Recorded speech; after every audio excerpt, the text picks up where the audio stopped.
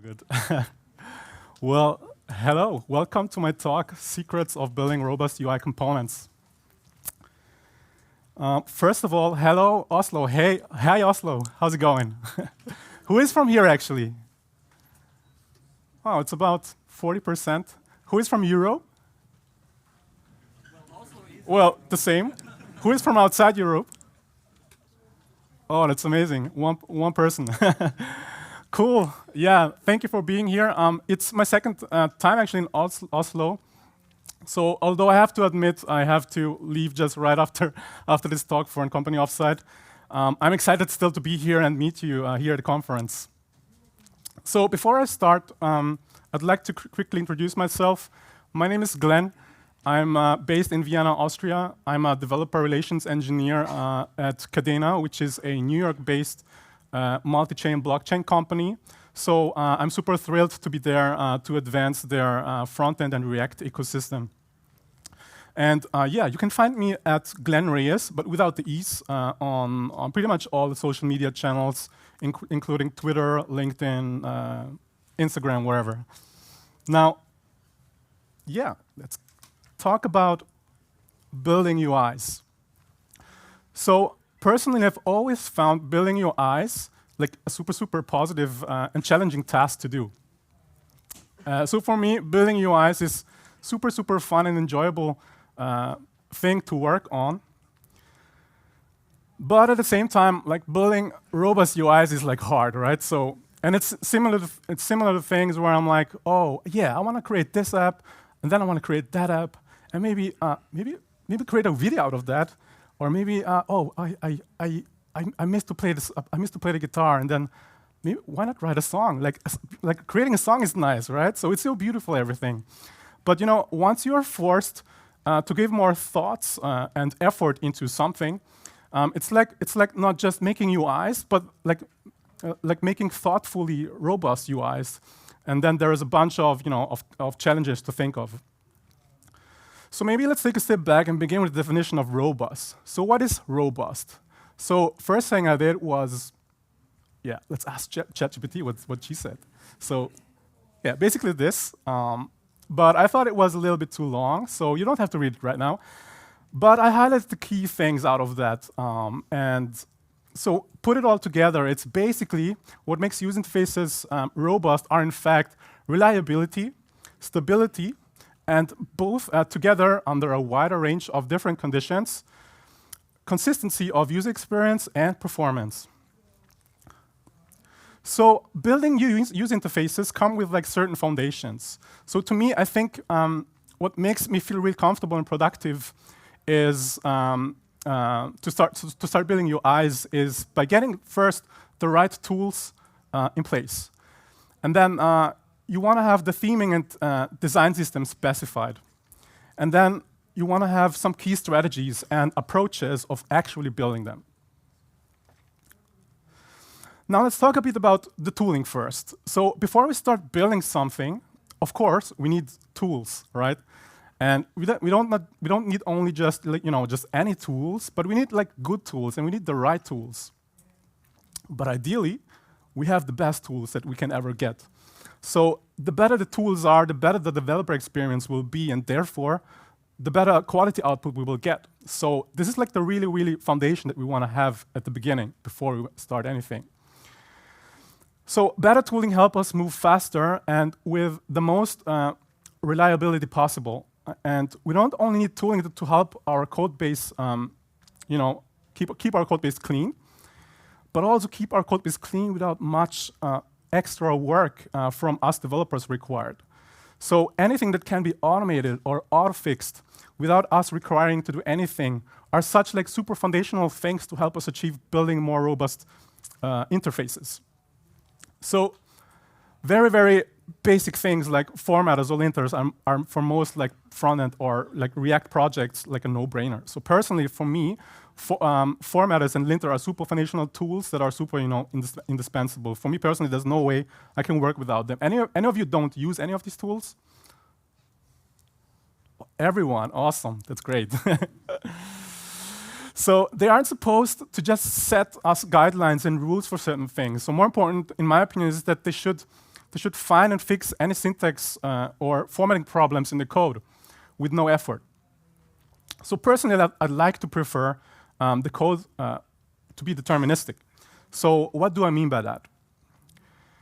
So there is my favorite ESLint rule that I have only good experience with, which is basically auto-sorting. Anyone doing that as well? For you? No one. Oh, it's going to be a hot take, so not probably every one of us will agree, but because it somehow enforces like a predefined grouping that might not well with every use case. So this is just like a very small example, but imagine like a long list and maintaining like a group of maybe country codes or currencies or something like that. It can be quickly a nightmare. So deterministic code increases maintainability and consistency in the code. An example would be like sorting anything which can be sorted without problems, like automatically by the alphabet, for example. So this way you get like deterministic code which makes it more reliable, predictable, and consistent. So think of diffs in GitHub that are like totally unnecessary if you wouldn't have that. So here's a quick linting config what I like to use, which is called ESLint config banana. And with this, you get most of my opinionated auto-fixable stuff here, battery included. So yeah, feel free to check it out. It's open source on GitHub. And what's also worth note is that enhancing linting type with type information can be like super useful for automatically getting types and orders in the way you want. And this only just needs like a really short reference to your tsconfig JSON by adding the path under parser project, a parser options project. Two useful Prettier plugins. I have only good experience with our first one, Prettier plugin sort imports by Trivago, and Prettier plugin Tailwind CSS. So these both help me, to not caring about your entire import statements anymore. And with the Prettier plugin Tailwind CSS, so for the people that use Tailwind, these basically sorts or group CSS rules together, to keep that deterministic as well. So super neat. Check them out. Pretty sure they have saved me a lot of hours in development time already. You probably don't want to build user interfaces inside of your app because oftentimes there can be like components that are deeply nested inside of states until you reach them. So not to mention like rare or complex states that are you barely reach. So make sure to build components in isolation. So here are some well-established component explorers that help me to build components in isolation very conveniently. So personally, I've worked with Storybook the most, and it helped me to control the states and the knobs like very conveniently. And it's a super nice tool to document and to collaborate even with your product managers or designers. Make sure you want to cover all of the different states. And what I like to do is that to try to show like all the different states at once in your component explorer. So you really want to make sure you cover all the different states and you see all the mistakes at one glance and make sure they sit perfectly. Another thing, automated tests are super valuable on the component level. So to keep the integrity of your interface and to keep to increase the confidence of reliability, especially when adding like updates to the UI code base. Now let's talk about theming. So when theming apps, there's absolutely zero cases we are designing pages or templates, but we actually design systems of components. So how do you do that? First of all, we need some attributes or values. So we call them also in the web design tokens. So the most common core values on the web or on native apps are typography, color, and spacing. So these core values work together to get a truly great and unique system as a result. So in practice, applying the tokens on the button, it will represent the button in a way how it's specified in the system, by its color, typography, and spacings. one pattern, actually, what I totally encourage to do is to create components that dictates the layout and the spacings. So let's take a deep look into this simple typographic blocks as an example. So when you specify the spaces between paragraphs, for example, it's super common that you specify them on the paragraph level. And in this case, I'm using the P plus P selector to set the margin bottom. But I've seen more often just a margin bottom on just on the paragraph as well. So to be honest, I've only had nightmare experience with them because you cannot really move it elsewhere. You cannot move it, maybe, I don't know. You cannot move the same paragraph on your footer or on a section elsewhere without having the correct spacing there applied, or probably you just move the spacing also around there. So what we want instead is to have a layout component like wrappers or containers that control spaces, so between each child element. So this way you can still move them out of the box and move something else in here and still have the correct gap space in place. And you can even nest them, and you can even have more complex spacings around them as long as you use spacings, or as long as you control the spacings from its wrapper. Now let's talk about building.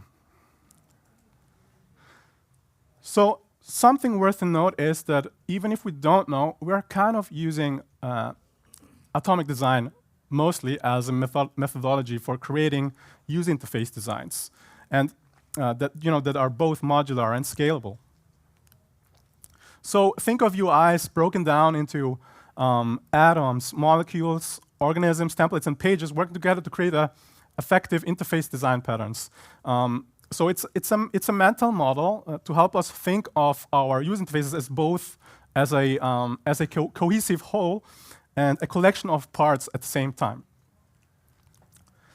So atoms in practice are typically the smallest pieces possible. So things like primitives, such as buttons or an input or heading or just the body text or like a simple card, etc. Now, molecules are compositions of atoms in its smallest fundamental units, like a search widget, like you see here. Now, if you group molecules, you get organisms that represents bigger sections, such as the entire app navigation bar, like you see here. And then stitching more and more organisms together, you slowly get to create entire pages. So this one here basically represents one kind of a page, which you call a template. And then here we distinct different templates from each other, and even putting them with real representative content to distinct them. So component-driven development. You call them also sometimes CDD. So it's a common development process and strategy of building components. So it's a development methodology that anchors the build process around components. So it's a process that builds UIs from the bottom up. So by starting at the level of components and ending at the level of pages and templates. And in practice, the same methodology can also be applied on a per component level, for example. So let's take this search input. So you build basically first the box, and then follow up with the value, and then the placeholder that it sits inside, and then you look into decorating them with, for example, a glass icon, or adding up more granular logic, things like animations or a shadow on top of that. That's worth to know if you're building UIs. Now, let's deep dive into some code. And I'd like to show some super interesting things that I've learned over the past years when building UIs of a mid to large project. Basically, this is how my code looks like when I build anything without any system. So basically, I'm there, it's a total mess, and it's every time like that. But before we get deep, here are some super quick wins if we keep this in our minds when we build UIs. So first, we want to keep dump and smart, or sometimes I think in the past we've called them also container and presentational components separated. So I still think that's a good practice. Also, collocate related code paths together. So if you work with React, I think React hooks is a great way to do that. And another thing is, you may want to build custom hooks if applicable to do that. And you want to try to keep the API as sensible as possible. You try not to overload it with anything that is probably not the focus of your component. So you want to try to reduce the API surface to the bare minimum. Now, let's talk about React component props patterns. Now, this will be a little bit React focused, but I'm sure there is still a ton to pick up and to take away for other UI libraries. So let's start with the bare Boolean prop. So here's an example of a button that is specified with some primary styles. And you'll quickly note that by specifying that as a Boolean, it will become quickly odd when you try to add another Boolean. So of the same kind, like here, it doesn't make sense. So you can't really do this. But actually, you can. And it's you can do that by actually by adding function overloads or typing that via union prop types. And by doing that correctly, you should be able to see an error by the TS compiler when using both Boolean simultaneously, which is kind of smart, right? Alternatively, and probably my favorite case to handle this is by directly specifying a prop as a union type of string literals. So here's a quick example of a button that uses exactly that as a string literal union. And in the case of a button with variants of button appearances. So the good thing about separating unions as a separate type is that it can be easily directly exported as necessary. So since both are kind of possible and technically it's safe to do so, here's a comparison of some key differences. So I think that union type has less boilerplate because you don't need to write complex union types or overloads. And it also has better autocompletion in VS Code. Now, what about dedicated components like this? How do these come into place? I've used them all, I have to admit, and I put together here some, the pros and cons. So for me, button primary is, I think, the best when the button primary prop is being used to denote the primary action, of the button, such as you have in the form, where the primary button is the one that submits the form. Versus button appearance primary syntax makes a lot of sense to use to change the visual appearance of the button, such as to give it a different color or style. And then the primary button component syntax can be used when you create a custom, when creating a custom button component that is specifically designed to always have a primary appearance, such as the button that is always red or has bold text.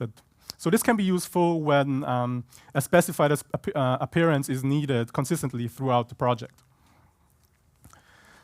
Next, let's talk about enriching React components with types for standard HTML attributes. So there is a bunch of ways to do that, and how to enrich, a UI component with types of a regular HTML element. So there is button HTML attributes, component props, with ref, without ref, HTML props, HTML attributes, and then the one from JSX. So, but one is too verbose, the one is too specific about ref. Both, all of them has its pros and cons. So I've used probably 90% of them, and the TLDR of my experience so far is that the most accurate and least problematic types that work for me are any of these. So if you prefer not to be explicit about refs at all, then there will be component props for you. And if you prefer to be explicit, and that's also the same. That's also some the team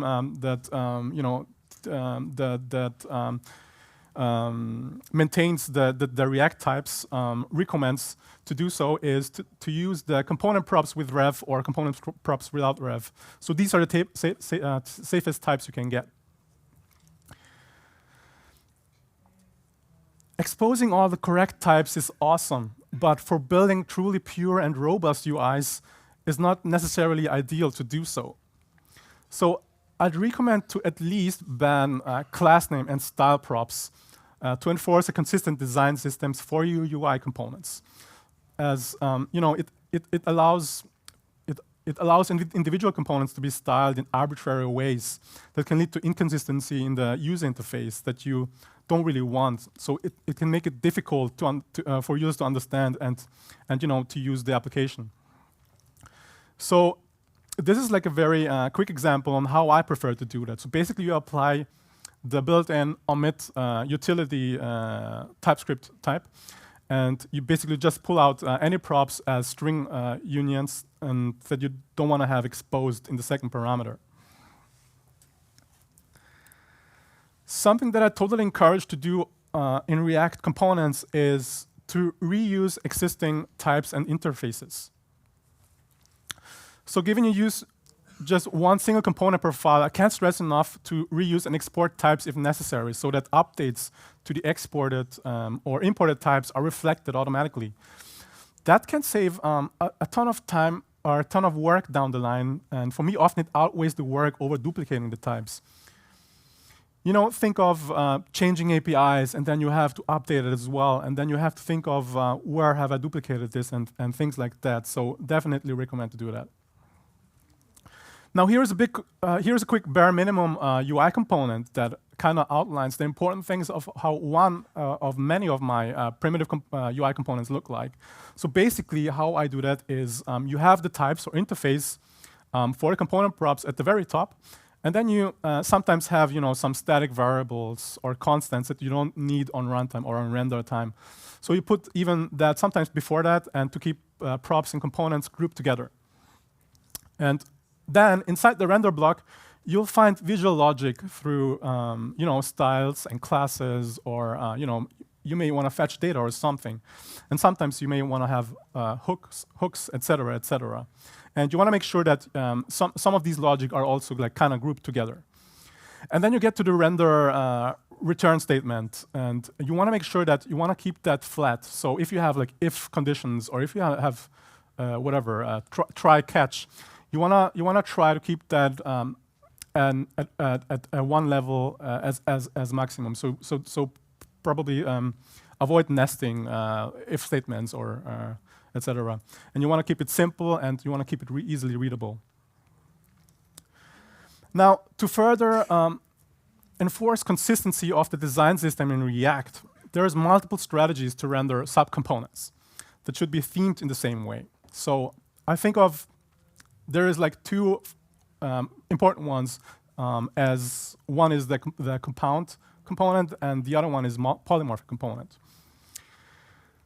So for compound components, these are basically a group of related components that are composed together to form a larger or more complex component.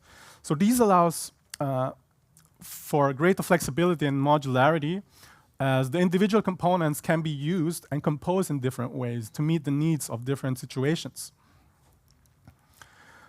Polymorphic components, on the other hand, are components that are that can accept any numbers of different props and render them in different ways, depending on the props that are passed in. So this allows for greater flexibility as well in how the component is used, as it can be customized to meet the needs of different situations by passing in different props. Yeah. Now, don't get intrigued by the types here. This just basically showcases a button that can be rendered and can be rendered as any HTML element, or even like a React component here. So this is just how I like to type it in a safe way, which is super neat because it always allows me to limit the type to be only either, for example, an A or a button, and get the correct types as suggested when using them.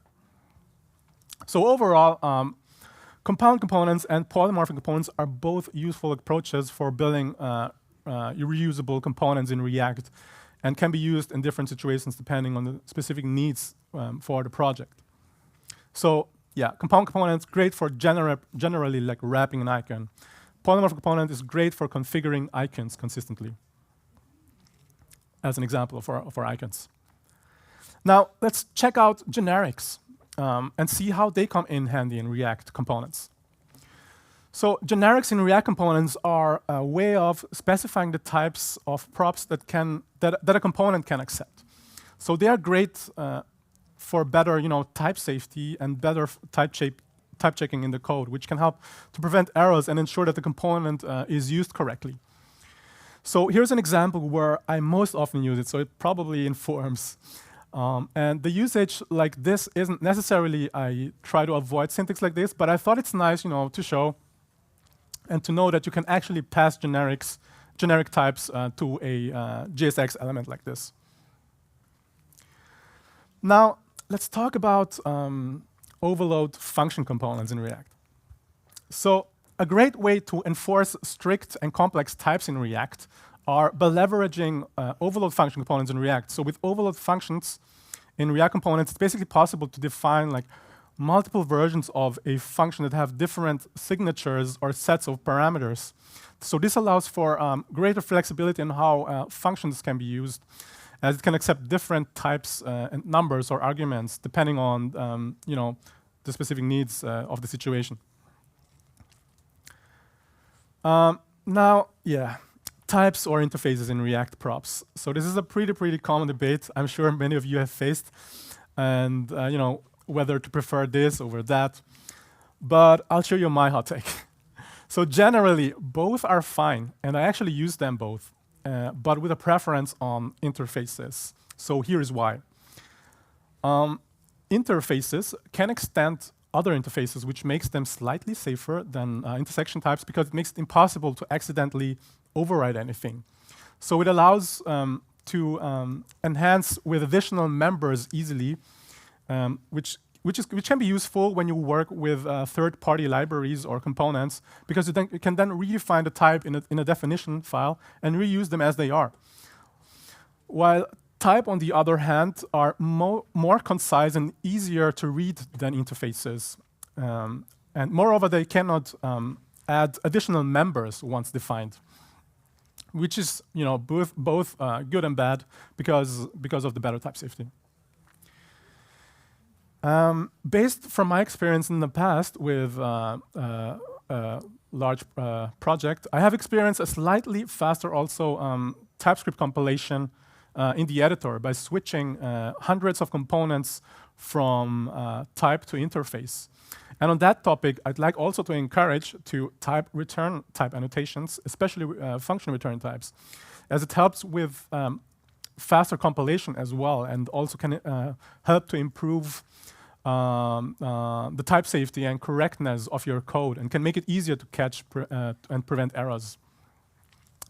Many people might not know this, but both that I've just mentioned before, the interfaces and the type annotations, are even recommended in the official docs on the TypeScript GitHub repository, which you can find here down below on their Wikipedia.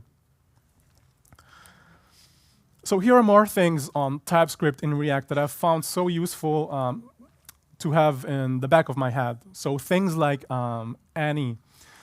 So not saying that this should be completely disallowed, but you should absolutely try to avoid it, and it should be absolutely discouraged. So there's no way anything should be really typed as any unless they are really unknown.